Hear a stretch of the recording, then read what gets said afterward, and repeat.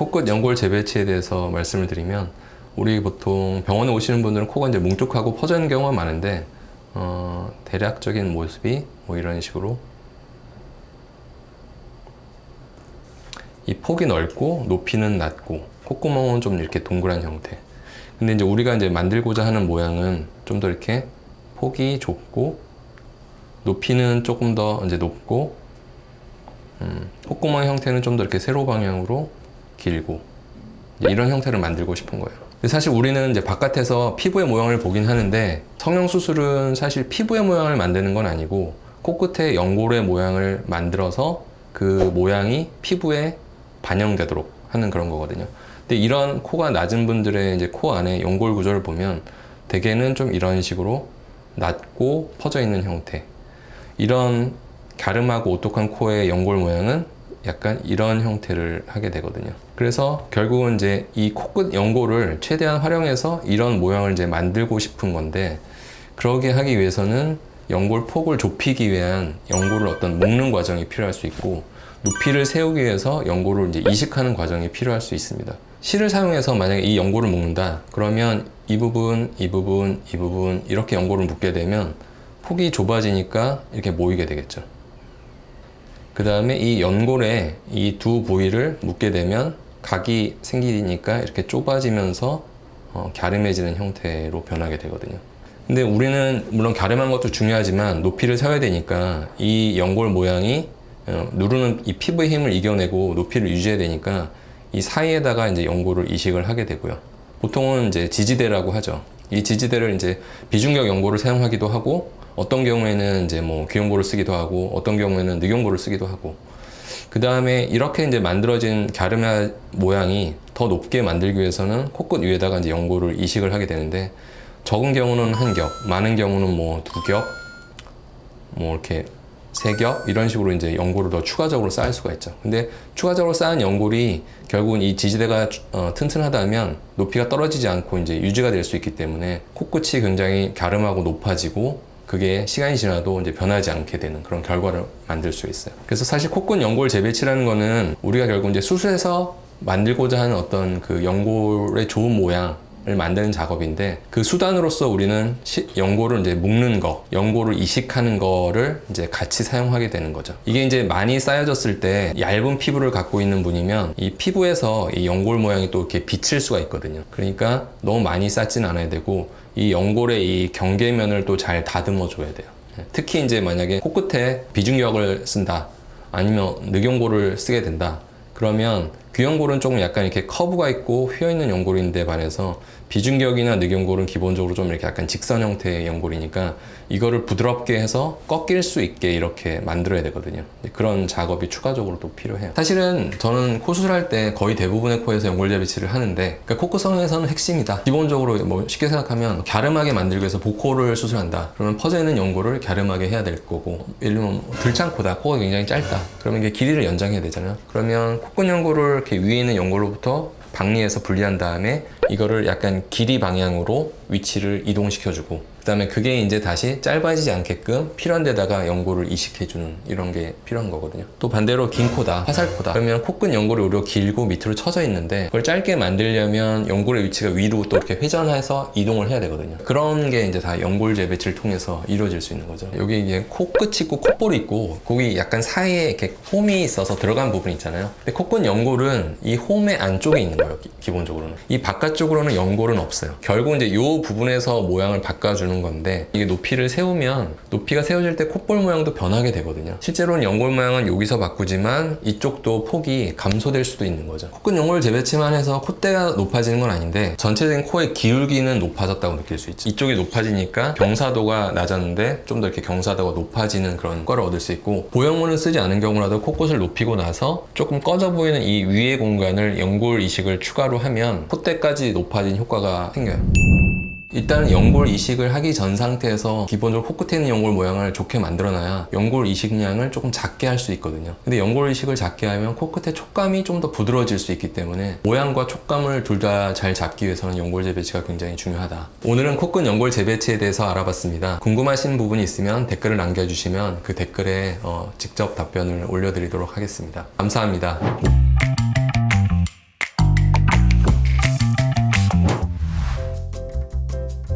그렇게 많지는 않아요. 환자분들이 가장 관심사는 낮은 걸 높이는 거예요. 나머지 부분에 그렇게 생각보다 관심이 많지는 않은데, 재수술 같은 경우는 환자분이 특정 부분을 마음에 안 들어해서 이 부분을 딱 고치고 싶다 이렇게 얘기하는 경우도 있거든요. 그런 경우에는 내가 비주가 너무 나왔다, 비주가 너무 들어갔다, 그거를 좀 개선해달라 라고 좀 더 구체적으로 얘기하는 사례들이 많이 있어요. 이 경우는 이제 재수술 사례거든요. 코를 이제 수술 한번 하셨던 경우인데, 콧대에는 보형물 들어가 있지는 않고 뼈 자체가 되게 높아요. 길게 느껴지는 경우고, 아래 비주가 많이 처져 있는 상태. 그래서 코가 굉장히 길게 느껴지는데 실제 코끝 자체가 밑으로 뭐 화살코처럼 처지진 않았어요. 근데 코끝에서 이렇게 입술로 가는 부분이 굉장히 이렇게 늘어진 듯한 느낌을 갖고 있잖아요. 이런 경우는 이제 늘어져 있는 비주를 좀 짧게 하기 위해서 수술하면서 이제 이 아래 이렇게 처진 부분을 이렇게 위로 약간 들어준 거죠. 그래서 이렇게 곡선적으로 보이는 게 아니라 이렇게 입술과 약간 이런 식으로 선을 이루게 수술한 거거든요. 그러면 코의 길이가 코끝 자체는 짧아진 게 아닌데 비주가 들어가니까 좀 더 짧아 보이게 되는 거죠. 화살코는 이 비주 부분이 내려왔다기보다는 코끝이 이렇게 약간 내려온 거죠. 비순각 자체가 처져서 코끝이 아래로 내려온 거고, 이런 타입은 중간이 오히려 이렇게 내려온 거죠. 그래서 정면에서 봤을 때는 코가 둘 다 좀 길어 보일 수 있어요. 근데 이제 각도가 좀 처진 각도냐, 아니면 각도 자체는 처지지 않았는데 길어 보이느냐, 그런 문제가 되는 거죠. 화살코도 사실 수술 방법은 좀 비슷하거든요. 비슷하지만 이제 화살코는 각도를 좀 들어주는 데 초점이 있는 거고, 중간에 비주가 처진 분들은 각도를 드는 것보다는 비주의 그 연골을 비중격 쪽으로 좀 더 가까이 이동시키는 게 이제 핵심이 되는 거고.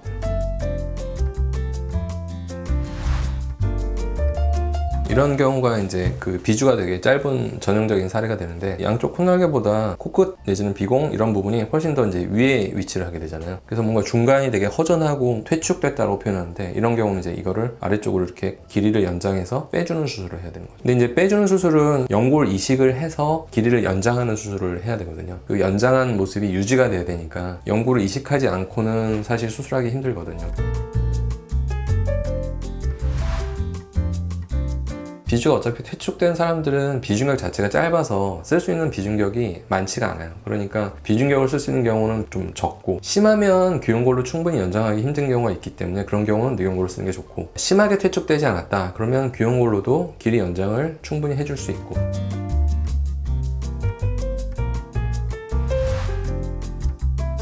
물론 이제 생각하기에 따라서는 바깥쪽을 그러면 이렇게 들어서 사이에다 맞출 수도 있지 않냐 이렇게 생각할 수 있잖아요. 근데 그때는 인중 길이가 너무 길어 보일 수도 있으니까 인중 길이를 짧게 하는 게 더 수술 효과가 좋을 것인지, 아니면 인중이 더 길어지는 쪽이 좋을 건지를 판단해서 가운데를 늘릴 건지 바깥쪽을 줄일 건지를 이제 결정해서 수술하게 돼요.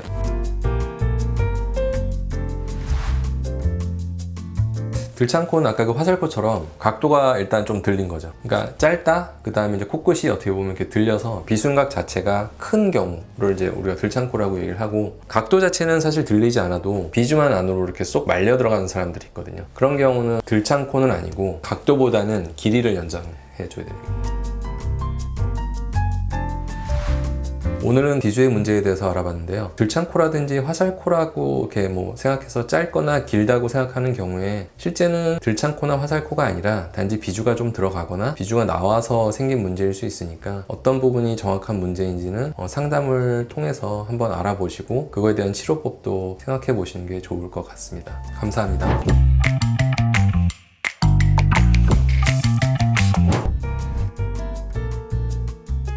대부분의 이제 코 수술을 할 때 코끝 연골 재배치를 하게 되는데, 연골의 위치를 조금 더 이제 이상적인 위치에 이제 맞춰주기 위해서 연골의 위치를 이동시키고, 부족한 부분에는 연골을 추가적으로 이식을 하고, 그 연골과 연골 사이를 이제 실을 사용해서 이렇게 결합해 줌으로써 연골의 형태를 바꿀 수 있게 되고, 그 형태가 한 달, 두 달 이렇게 시간이 지나면 바뀐 상태에서 다시 이제 아물게 되기 때문에 그 이후에는 바뀐 모양으로 이제 유지가 될 수 있습니다.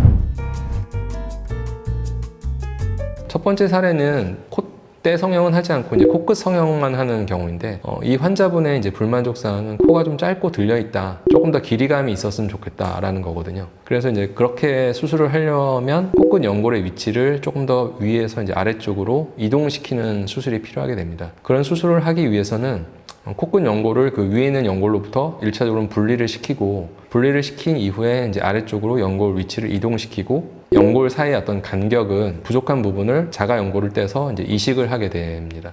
옆모습을 이렇게 보면 콧대 높이는 동일합니다. 그 비순각이라고 불리는 부분이 원래 좀 더 이렇게 크고 들려 있었는데 조금 더 이제 아래쪽으로 내려오게 되거든요. 코가 이제 정면에서 봤을 때는 콧구멍이 좀 덜 보이는 상태가 되고 옆에서 봤을 때는 이제 비순각이 좀 더 이제 작아지는 그런 변화가 생기게 됩니다. 큰 변화는 아니고 조금 작은 변화이긴 하지만 코끝이 약간 높아졌고 각도가 좀 내려오고 그런 변화가 이제 생기는 수술을 할 수가 있습니다. 두 번째 코끝 연골 재배치 사례는 첫 번째와 달리 오히려 이제 코끝이 약간 길고 처진 경우에 수술이 되는데, 이 환자분의 주된 그 불만족 사항은 코가 너무 펑퍼짐하고 코가 너무 길다, 그거를 좀 개선하고 싶다, 이렇게 해서 병원에 오셨거든요. 사진을 보시면 코 구멍 가운데 있는 그 비주가 콧볼보다 더 아래쪽으로 처져 있는 듯한 모습을 하고 있습니다. 그리고 정면에서 보면 어쨌든 좀 펑퍼짐해 보이고 콧대도 약간 낮고, 그런 거를 이제 개선하기 원하셨던 경우인데, 코끝 연골이 이제 아래쪽으로 길게 처진 부분은 수술하면서 연골을 재배치해서 이제 위로 올리는 수술을 시행하게 됩니다. 짧은 코에 비해서 코가 이렇게 긴 경우에 연골 재배치는 오히려 연골 이식의 도움 없이도 할 수 있는 경우가 많기 때문에 상대적으로 오히려 좀 쉽다라고 볼 수 있는데, 긴 코끝 연골을 약간 이렇게 위쪽 방향으로 이제 위치를 이동시켜서 실로 이제 고정을 하게 되는 거죠. 그러면 밑으로 처진 부분은 위로 이동을 해서 코가 짧아지게 됩니다. 동시에 이제 좀 퍼져 보이는 부분은 끝을 이제 좀 모아서 이제 좁혀주는 거죠. 그리고 콧대를 약간 높이는 수술을 병행하는 사례가 됩니다. 그러니까 연골 재배치는 코끝을 오히려 이제 길게 하는 방향으로 수술할 수도 있고 짧게 하는 방향으로 수술할 수도 있는데, 짧은 코를 길게 하거나 높이를 이제 많이 세울 때는 연골 이식이 동반돼야 되는 경우가 많이 있고, 반대로 이제 짧게 하거나 높이를 많이 변화하지 않을 때는 어떤 경우는 이제 코끝에 있는 연골만 사용해서 수술이 가능한 경우도 있습니다. 세 번째 사례는 코끝이 좀 뭉툭하고 콧대에 비해서 코끝이 약간 낮다, 그런 정도의 이제 불만족사항을 갖고 있는 분이시거든요. 이런 경우는 정면에서 보면 콧볼, 그 다음에 콧망울이 좀 더 이렇게 펑퍼짐하게 퍼져 있는 상태인데, 코끝을 이제 연골을 모아주니까 이 부분이 조금 더 좁아 보이죠. 윤곽이 조금 더 이렇게 살려져 보이고, 옆에서 보면 살짝 콧등에 굴곡이 있고 코끝이 약간 떨어져 보이는데 코끝이 약간 높아지면서 각도가 조금 변화된 모습을 볼 수가 있습니다. 옆면에서 보면 여기서부터 약간 매부리처럼 굴곡이 끝이 좀 떨어지는 타입인데, 이제 끝이 좀 덜 떨어져 보이고 높이가 약간 세워진 느낌. 이런 경우는 이제 연골을 재배치하면서 연골 이식을 소량 같이 한 경우인데, 지지대 부분에 그 다음에 코끝에 연골 이식이 동반된 경우입니다. 근데 이제 주된 효과는 어쨌든 이제 뭉툭한 부분을 좁힘으로써 이제 코끝이 콧대에 비해서 떨어져 보였던 부분이 좀 더 높아질 수 있다는 거거든요. 코끝 수술할 때 코끝 연골 재배치는 거의 대부분의 사례에서 사실 시행을 하는데, 어떤 경우는 연골 이식을 하고 어떤 경우는 연골 이식을 하지 않고 수술하는 경우들이 있습니다. 근데 그런 경우는 이제 높이 변화를 얼만큼 필요로 하는지, 아니면 이제 길이 변화를 얼만큼 필요로 하는지에 따라서 많은 변화가 필요할 경우에는 연골 이식을 동반하게 되고, 많은 변화가 필요하지 않은 경우에는 코끝에 있는 연골만 갖고 실을 사용해서 뭐 폭을 조절한다든가 각도를 조절함으로써 수술을 마칠 수가 있습니다.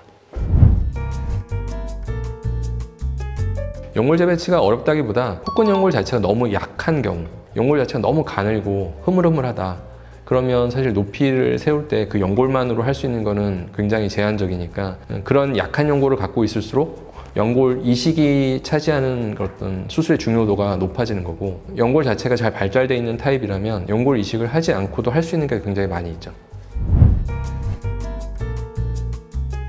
두꺼운 피부, 그러니까 어떻게 보면 이제 두껍다면 그 높이를 세우거나 갸름하게 보이게 할 때 두껍지 않은 피부에 비해서는 좀 어려움이 있을 수 있어요. 연골 자체는 아주 얄쌍하게 실을 묶어서 재배치를 해서 모양을 만들어 놨는데, 조금 더 이렇게 두꺼운 피부가 덮고 있다면 덜 얄쌍해 보일 수 있겠고, 상대적으로 이제 얇은 피부를 갖고 있는데 연골이 많이 퍼져 있다, 그러면 이렇게 연골만 딱 모아도 굉장히 쉽게 그 얄쌍하고 오똑한 느낌이 쉽게 느껴질 수 있죠.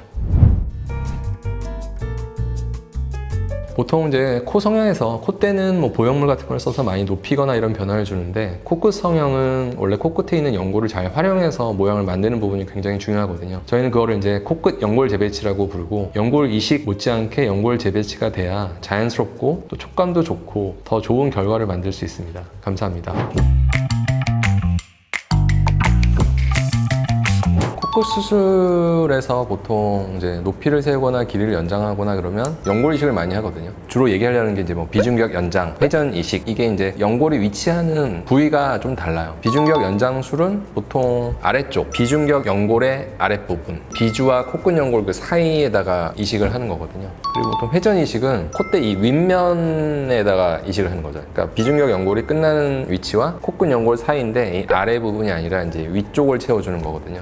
그러니까 비중격 연장은 이 아래쪽에다 이식을 하는 거고, 회전 이식은 약간 이 부위에다 하는 거고. 그러니까 위치가 일단 다르죠. 그 두 가지 방식을 하나만 쓰는 경우도 있지만, 예를 들면 뭐 구축으로 인해서 심하게 짧아져 있는데 비중격 연골도 짧고 코끝의 각도를 이제 많이 내려야 되는 경우는 하나만 하지 않고 조금 더 튼튼하게 하기 위해서 이제 두 가지를 동시에 사용하기도 하고, 저는 회전 이식할 때는 주로 이제 귀연골을 많이 쓰는 편이고, 이제 비중격 연장술을 할 때는 주로 이제 비중격을 많이 쓰고, 때로는 이제 연골 손상이 심하거나 연골이 이제 재수술을 여러 번 해서 귀라든가 비중격이 사용 불가능한 경우에는 이제 늑연골을 떼서 사용하기도 하고. 귀연골은 연골이 조금 이렇게 휘어 있거든요. 귀 자체가 이렇게 직선이 아니라 이렇게 약간 곡선이잖아요. 그래서 보통 이제 비중격 연장을 하기 위해서 쓸 때는 비주가 또 너무 넓어지면 모양상 보기 안 좋은 경우도 많으니까 비중격 두께가 한 겹으로만 써도 연장을 할 수 있고, 비주 부분의 두께가 넓어지는 정도가 좀 심하지 않을 수 있어서 많이 쓰게 되고, 근데 이제 귀연골은 좀 곡면인데 콧등에서 코끝으로 연결되는 부분은 예를 들면 여성분 같은 경우는 직선이 아니라 약간 직반처럼 만들거나 그렇게 하기도 하잖아요. 그 오목하고 볼록한 면을 잘 사용해서 그 사이에다 이식하면 그런 라인을 만들기도 좋고, 또 어떻게 보면 코를 이렇게 위아래로 움직일 때 귀연골을 써서 이렇게 회전 이식을 하면 각도는 내려졌는데 움직임이 좀 어느 정도는 너무 딱딱하지 않고 이제 부드럽게 이루어질 수도 있어요. 그러니까 귀연골을 써서 하면 이제 그런 장점이 있죠. 예를 들면 들창코인데 코가 이렇게 들렸잖아요. 근데 이렇게 비주와 입술이 만나는 위치는 안으로 많이 이렇게 말려 들어가 있지는 않고 코끝만 조금 들려 있을 때는 끝만 각도를 이렇게 내려주면 되잖아요. 그런 경우는 저는 주로 이제 회전 이식을 많이 해요. 근데 각도의 문제보다는 이게 비주가 안으로 이렇게 말려 들어가 있어요. 양쪽 콧날개보다도 이게 더 안쪽으로 들어가 있다. 이걸 아래쪽을 빼야 된다. 근데 그런 경우는 회전 이식만 하면 이게 내려오지 않거든요. 그러니까 이제 거기는 이제 비중격 연장, 비주 부분과 비중격 연골의 끝 사이에다 이제 연골을 이식해서 내리면 비주가 아래로 내려오게 되죠. 보통 이제 비중격 연장술은 비주가 안쪽으로 많이 퇴축돼 있을 때 주로 사용하는 수술 방법이 되고, 회전 이식은 비주보다는 주로 이제 코끝이 위로 많이 들린 경우에 주로 사용하는 수술 방법이 됩니다. 그래서 약간 두 방법이 길이를 연장한다는 면에서는 같지만 실제로 내려지는 부위나 이런 게 다르기 때문에 다른 수술에 적용한다라고 볼 수 있죠.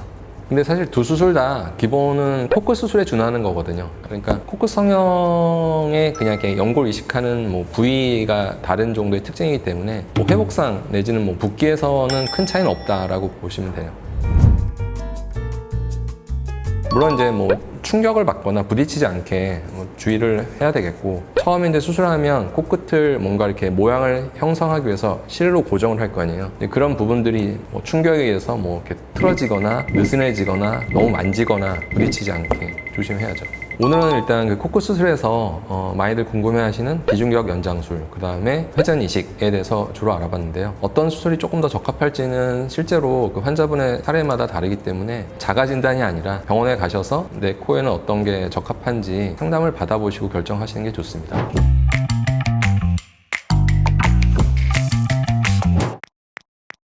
코끝 수술은 대부분의 한국 사람들이 좀 뭉툭하고 낮다든가 아니면 코가 좀 짧다든가 반대로 코가 좀 길다든가 이런 문제를 해결하기 위해서 오니까, 그때 이제 코끝 안에 있는 콧날개 연골의 모양이 변하면서 위치가 변경돼야 좋은 모양으로 변화가 되거든요. 연골질 배치 없이 한다는 거는 콧대에다 실리콘을 쓰는 경우라면 콧대가 높아졌을 거 아니에요. 그럼 코끝도 높아져야 되는데, 그러면 실리콘을 막 코끝까지 길게 써서 높이는 수술을 해야 된다든가, 흔히 말하는 코평수 있잖아요. 넓은 느낌이 갸름해지는 효과가 사실 발생하지 않는 거죠. 퍼져 있고 그냥 위에 쌓여지는 상태. 쌓여진 걸로 인해서 그냥 높아만 지는 단 효과. 그럼 연골질 배치 거의 무조건 해야겠네요. 저는 사실 코 성형을 한다면 코끝 성형의 가장 기본으로 삼고 있죠. 원래 코끝 연골이 되게 작은데 그 작은 연골을 실 같은 걸로 묶어서만 높이를 많이 세울 수 있냐? 그럼 그렇게는 안 되는 거죠. 또 되게 짧은 코인데 실로 묶어서 길이 자체가 길어질 수는 없으니까 바꾸려는 모양 쪽에 이제 코끝 연골 자체는 이동을 해야 되고 그 이동된 코끝 연골이 다시 원래 위치로 돌아가지 않으려면 연골 이식이 동반돼야 되는 거죠. 그래서 대부분은 순수하게 연골 재배치만 한다는 게 아니라 연골 재배치를 하면서 연골 이식을 같이 하고 그 연골 이식도 충분한 양이 잘 돼야만 높아지고 길어지고 그런 모양 변화가 생길 수 있는 거죠. 그게 이제 연골 재배치가 되는 거죠. 대표적으로 이제 코가 이제 낮은데 코끝이 되게 뭉툭하고 많이 퍼졌다. 그러면 정면에서 봤을 때 이제 여기가 좀 두리뭉실하고 두꺼워 보이잖아요. 그걸 높임과 동시에 좁히려고 해요. 그런 경우에 연골 재배치 효과를 많이 볼 수 있고, 그 다음에 이제 연골이 짧아요. 이렇게 들려 있어요. 들창코처럼. 그 들린 걸 이렇게 내려서 재배치하면 각도 변화가 많이 생기니까 인상도 되게 많이 달라지고 술 전후 모습 변화가 되게 크죠. 반대로 코가 크고 길게 쳐졌어요. 흔히 말하는 화살코. 그럼 화살코인 경우에는 짧게 만들려는 목적을 갖고 있잖아요. 코끝 연골이 이렇게 아래에서 위쪽으로 회전되듯이 올라가야 되잖아요. 그런 경우도 길이가 짧아졌다는 인상 변화, 모양 변화가 되게 많이 생기니까 수술 전후에 효과를 많이 볼 수 있는 타입이죠. 그럼 연골 재배치가 어려운 사람은 없을까요? 그러니까 연골 자체가 되게 너무 약하고 작으면 순수하게 연골 재배치만으로 모양 변화는 크게 안 일어나는 거죠. 그런 분일수록 연골 이식이 차지하는 비중이 더 커지게 되는 거고, 그러니까 사실 연골이 잘 발달되고 두껍고 튼튼한 사람일수록 연골 재배치가 훨씬 쉽고, 연골 자체가 이제 약하고 사이즈가 작으면 그 연골 재배치만으로는 큰 효과를 못 보는 거죠. 많은 병원들이 연골 재배치라는 표현을 쓰지 않더라도 연골 재배치를 많이 하고 있긴 해요. 연골 묶기라는 표현에도 어떻게 보면 연골 재배치를 하는 그 과정일 수가 있는 거거든요. 연골 묶기를 안 하는 의사가 제가 봤을 때는 없을걸요. 근데 이제 묶는 과정에서 연골의 코끝 모양 자체를 바꾼다는 개념으로 하는 건지, 단지 그냥 연골 이식하기 위해서 묶기만 하는 건지는 컨셉은 다를 수 있죠. 환자분들이 내가 코 수술하는데 코 수술할 때 뭐 이런 수술 내용이 포함되고 있는지 아닌지를 상담할 때 확인해 보시는 것도 좋은 방법일 것 같습니다.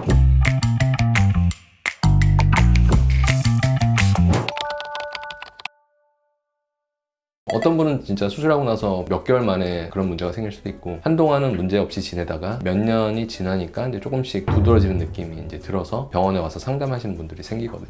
딱 연골 비침만 있는 건 아니고 실리콘도 좀 비치는 거 있잖아요. 비쳐지는 현상이 코를 아무래도 자연스럽게 소량 높인 경우보다는 많이 높일수록 점점 이제 비치는 가능성이 올라가는 거죠. 이런 경우는 딱 센터에서 보여지는 게 아니라 옆에서 돌출돼 보이잖아요. 이식한 연골의 위치가 처음에 잘 고정돼 있지 않다가 조금 이렇게 이동된 상태로 아물어서, 이런 경우는 이제 코도 조금 짧아지고 구축도 조금은 진행된 경우면서 연골 끝이 이제 두드러지는 거거든요. 그러니까 그런 거를 이제 좀 해결해주기 위해서 코끝을 좀 밑으로 내려주고, 그 다음에 연골이 두드러지지 않게 그냥 부드럽게 둥글게 처리한 거거든요. 실리콘을 조금 더 낮은 걸로 교체하고 삐뚤어진 연골의 위치를 좀 중앙으로 다시 위치시키고 약간 다듬어주고, 이렇게 하면 좋아질 수 있는 거거든요. 저 상태로 냅두면 안 되는 거예요? 사실 이거는 조기 교정이 꼭 필요하거나 이런 건 아닌데, 근데 이제 시간이 더 지나면 지날수록 대부분은 더 좋아지는 쪽으로 변할 수는 없고, 한번 비치기 시작한 분들은 시간이 흐르면 조금씩 더 비쳐 보이는 쪽으로 이제 변화가 생기죠. 그런 면에서는 조기에 교정할수록 좀 간단하게 해결할 수 있는 방법들이 많이 있죠. 근데 이런 경우는 사실 이제 실리콘도 보이긴 하는 건데, 실리콘이 여기서 끝나고요. 여기는 연골이 사용된 거거든요. 중간에 사실 약간 이렇게 꺼진 거예요. 그러니까 이런 거를 이제 조금 부드럽게 그냥 연결시켜주는 상태로 수술하는 거죠. 이분은 보형물도 쓰고 연골 썼다가 염증 증상이 있어서 이제 보형물은 빼신 상태고, 피부가 이제 얇아질 만한 거를 보형물 빼서 어느 정도는 좀 해결됐다고 볼 수는 있잖아요. 근데도 코끝 연골은 이렇게 비치는 거죠. 이런 데가 이제 경계감이 느껴지는 거거든요. 이런 경우는 이제 진피를 써서 해결하는 경우거든요.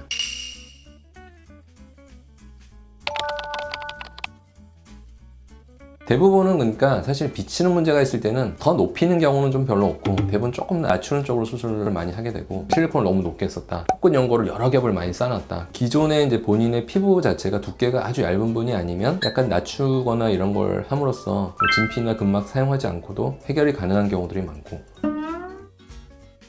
환자 입장에서는 높이가 많이 낮아지기를 원하지 않는 분들은 있잖아요. 그러면 높이를 유지했을 때는 당연히 비칠 수밖에 없으니까 진피 같은 걸 이식한다든가 이런 방법 쓰는 거죠. 각지거나 너무 높인 부분을 좀 완화시키면서 진피를 써야 시간이 지나도 잘 유지되거나 이제 만족할 만한 결과를 얻을 수 있거든요. 물론 이제 진피는 시간이 지나면 어느 정도 일정 부분 흡수되는 거기 때문에 너무 진피만 의존해서 가릴 수 있다라고 생각하면 안 되고, 케이스에 따라서 적당한 방법을 사용하면 되는 거죠.